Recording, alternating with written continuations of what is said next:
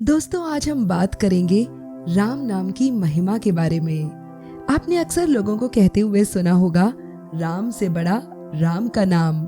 हाँ दोस्तों, राम नाम की बड़ी ही अद्भुत महिमा है। बस जरूरत है श्रद्धा, विश्वास और भक्ति की। राम नाम स्वयं ज्योति है, स्वयं मणि है। राम नाम के महामंत्र को जपने में किसी विधान या समय का बंधन नहीं है। तो आइए दोस्तों, निरंतर राम नाम के जाप के प्रभाव को और समझने के लिए सुनते हैं एक बकरी की बड़ी ही दिलचस्प सी कहानी। लेकिन इस कहानी को सुनने से पहले अगर आपने मेरे चैनल को सब्सक्राइब नहीं करा है तो उसे सब्सक्राइब कर दीजिए और बेल आइकन को प्रेस करना मत भूलिएगा, जिससे कि आपको मेरे चैनल की लेटेस्ट अपडेट्स मिलती रहें। तो दोस्तों, आइए शुरू करते हैं राम नाम की महिमा। किसी गांव में एक आदमी के पास बहुत सारी बकरियां थी।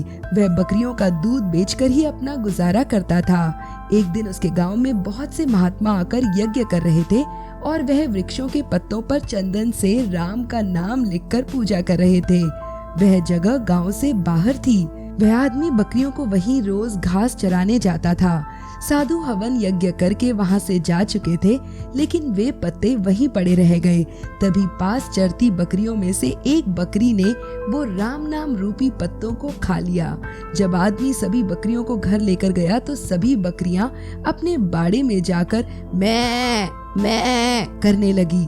लेकिन वह बकरी जिसने राम नाम को अपने अंदर ले लिया था, वह मैं की जगह राम राम करने लगी, क्योंकि उसके अंदर तो राम राम वास करने लग गए थे। उसका मैं यानी अहम तो अपने आप ही दूर हो गया था। जब सब बकरियां उसको राम राम कहते सुनती तो वे कहती, यह क्या कर रही हो? अपनी भाषा छोड़कर यह क्या बोले जा रही हो? मैं बोल। तो वह कहती, राम नाम रूपी पत्ता मेरे अंदर चला गया, मेरा तो मैं भी चला गया। सभी बकरियां उसको अपनी भाषा में बहुत कुछ समझाती, परंतु वह टस से मस ना हुई और राम राम रटती रही। सभी बकरियों ने यह निर्णय किया कि इसको अपनी टोली से बाहर ही कर देते हैं। वे सब उसको सींग और धक्के मारकर बाड़े से बाहर निकाल देती हैं। सुबह जब मालिक आता है तो उसको बाड़े से बाहर देखता है तो उसको पकड़कर फिर से अंदर कर देता है, परंतु बकरियां उसको फिर से सींग मारकर बाहर कर देती हैं। मालिक को कुछ समझ नहीं आता कि यह सब इसकी दुश्मन क्यों हो गई हैं। मालिक सोचता है कि जरूर इसको कोई बीमारी होगी जो सब बकरियां इसको अपने पास भी आने नहीं दे रही। तो वह सोचता है कि यह ना हो कि एक बकरी के कारण सभी बीमार पड़ जाएं। वह रात को उस बकरी को जंगल में छोड़ देता है। सुबह एक चोर जब जंगल में अकेली खड़ी बकरी को देखता है तो वह उस बकरी को लेकर जल्दी से भाग जाता है और दूर गांव जाकर उसे किसी एक किसान को बेच देता है। किसान, जो कि बहुत ही भोला भाला और भला मानस होता है, उसको कोई फर्क नहीं पड़ता कि बकरी मैं कर रही है या राम राम। वह बकरी सारा दिन राम नाम का जप जपती रहती। अब वह किसान उस बकरी का दूध बेचकर अपना गुजारा करता है। राम नाम के प्रभाव से बकरी बहुत ही ज्यादा और मीठा दूध देती है। दूर दूर से लोग उसका दूध उस किसान से लेने आते हैं। किसान, जो कि बहुत ही गरीब था, बकरी के आने और उसके दूध की बिक्री होने से उसके घर की दशा अब सुधरने लगी। एक दिन राजा के मंत्री और कुछ सैनिक उस गांव से होकर गुजर रहे थे। उसको बहुत भूख लगी।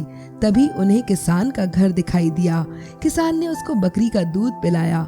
इतना मीठा और अच्छा दूध पीकर मंत्री और सैनिक बहुत खुश हो गए। उन्होंने किसान से कहा कि हमने इससे पहले ऐसा दूध कभी नहीं पिया। किसान ने कहा, यह तो इस बकरी का दूध है जो सारा दिन राम राम करती रहती है। मंत्री उस बकरी को देखकर और राम नाम जपते देखकर हैरान हो गया। वो किसान का धन्यवाद करके वापस नगर में राजमहल चले गए। उन दिनों राजमाता, जो कि काफी बीमार थी, कई वैद्य के उपचार के बाद भी ठीक ना हो रही थी। राजगुरु ने कहा, माताजी का स्वस्थ होना मुश्किल है, अब तो भगवान ही इनको बचा सकते हैं। राजगुरु ने कहा कि अब आप अपनी माताजी के पास बैठकर ज्यादा से ज्यादा ठाकुर जी का नाम लो। राजा, जो कि काफी व्यस्त रहता था, वह सारा दिन राजपाट संभाले या माताजी के पास बैठे। नगर में किसी के पास भी इतना समय नहीं था कि राजमाता के पास बैठकर भगवान का नाम ले सके। तभी मंत्री को वह बकरी याद आ गई जो हमेशा राम का जाप करती थी। मंत्री ने राजा को इसके बारे में बताया। पहले तो राजा को विश्वास ही न हुआ, परंतु मंत्री जब राजा को अपने साथ उस किसान के घर ले गया तो राजा ने बकरी को राम नाम का जाप करते हुए सुना तो वह हैरान हो गया। राजा किसान से बोला कि आप यह बकरी मुझे दे दो। किसान ने बड़ी विनम्रता से हाथ जोड़कर राजा से बोला कि इसके कारण ही तो मेरे घर के हालात ठीक हुए हैं। अगर मैं यह आपको दे दूंगा तो मैं फिर से भूखा मरूंगा। राजा ने कहा कि आप फिक्र ना करो, मैं आपको इतना धन दे दूंगा कि आपकी गरीबी दूर हो जाएगी। तब किसान ने खुशी खुशी बकरी को राजा को दे दिया। अब तो बकरी राजमहल में राजमाता के पास बैठकर निरंतर राम का जाप करती। राम नाम के कानों में पड़ने से और बकरी का मीठा और स्वच्छ दूध पीने से राजमाता की सेहत में सुधार होने लगा और धीरे धीरे वह बिल्कुल ठीक हो गई। अब तो बकरी राजमहल में राजा के पास ही रहने लगी। तभी उसकी संगत से पूरा राजमहल राम का जाप करने लगा। अब पूरे राजमहल और पूरे नगर में राम रूपी माहौल हो गया। दोस्तों, एक बकरी जो कि एक पशु है, राम नाम के प्रभाव से जो सीधे राजमहल में पहुंच गई और उसकी मैं यानी कि उसका अहम खत्म हो गया, तो क्या हम इंसान निरंतर राम नाम का जप करने से भव से पार नहीं हो जाएंगे? दोस्तों, अगर आपको यह कहानी पसंद आई हो तो लाइक और शेयर करना मत भूलिएगा और कमेंट करके मुझे जरूर बताइएगा कि आप किन टॉपिक्स पे चाहते हैं मैं वीडियोस बनाऊं।